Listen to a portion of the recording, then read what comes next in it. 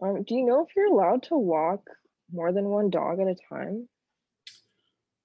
I think that's something that it would be different for different clients because I've definitely had someone specifically tell me to not walk a dog with their dog because their dog was very like territorial and stuff.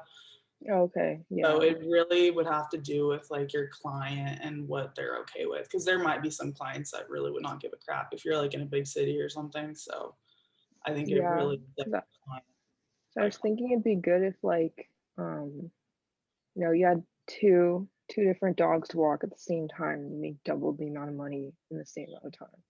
That absolutely. And that's why a lot of the times I was like way more likely to pick up someone that has two or three dogs compared to just someone that had one.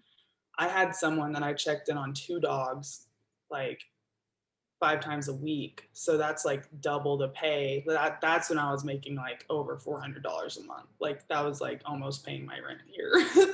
Oh, A that's big chunk awesome. of it, or some fun weekend money for sure. So that I Yeah. would highly recommend if you can to get a client that has multiple pets for sure.